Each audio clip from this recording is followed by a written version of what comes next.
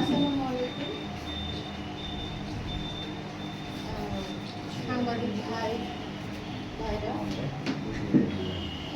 আমার বিষয়টা হচ্ছে যে বাড়ির জোরপূর্বক দখল এবং হত্যার হুমকি প্রতিবাদে আমি এই সম্মেলনটা আপনাদেরকে নিয়ে সবার সামনে তুলে ধরতে চাচ্ছি। তো আমার বাবা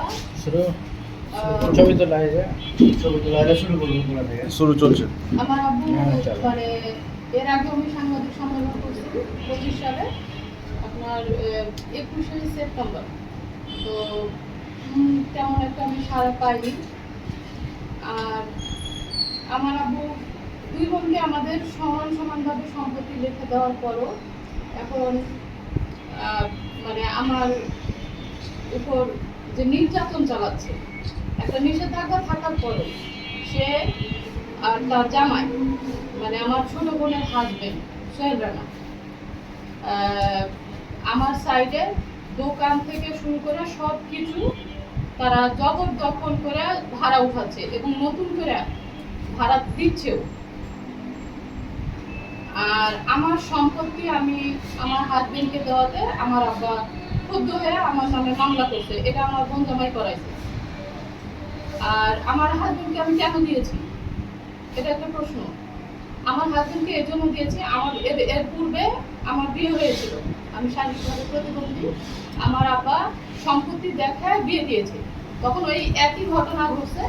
আমার ওরা যখন আমার মানে সম্পত্তি যেই হিসাবে আমাকে বিয়ে দেওয়া হয়েছে ওই হিসাবে আমার আব্বা যখন ছেলেদের সাথে ইয়া করেনি তখন আমাকে ওই হাজবেন্ড মারধর করতো। তোমার বাবার এটা দেওয়ার কথা ছিল বা এরকম করার কথা ছিল, আমাকে দাঁড়ানোর কথা ছিল, তো দেয়নি। তখন আমি বাধ্য হয়ে 3 বছরের মাথায় আমি ওই সংসারটা ছেড়ে দিই এবং ওই দিকের পক্ষের আমার একটা সন্তান আছে, মেয়ে সন্তান। তো আমার বোনের কোনো সন্তান হয় না, তখন আমি আমার ওই মেয়ে সন্তানকে তাদেরকে দিয়ে দিই এবং তাদের নামে পরিচিত করি, কিন্তু লালন পালন আমিই করি, তাকে লেখাপড়া আমি শিখাই। তো যাই হোক, আমার আব্বা আমার মাধ্যমে অনেক সম্পত্তি বিক্রি করেছে। তার জন্য আমার ভবিষ্যতের কথা ভাবে কিন্তু কোনো ডিপোজিট বা কোনো কিছু করে দেয়নি। এখন মার্কেট সহ একটা বাড়ি আর বেহুলায় একটা বাড়ি, এই দুইটাই মানে আমার নামে আছে। এখন ওরা আমাকে না জানায় আমার বোন জামাই মাতব্বরি করে আমার বাপের সাথে মিলিত হয়ে যে আপনি করেন, এটা 24 সালে আপনি মার্কেটে বাড়িটা বিক্রি করে দেন, আমার সাইডে মণিপুরে আমি আমার ইউনিটে বাড়ি তুলব। তা আমি এটাতে বাধা দেওয়াতে তারা খুব ক্ষুব্ধ হয়ে যায় এবং লোক যখন টাকা নিয়ে এসে ফেরত যায় বায়না মার করে না, আমার আব্বাকে আমার নামে বিভিন্নভাবে উস্কাই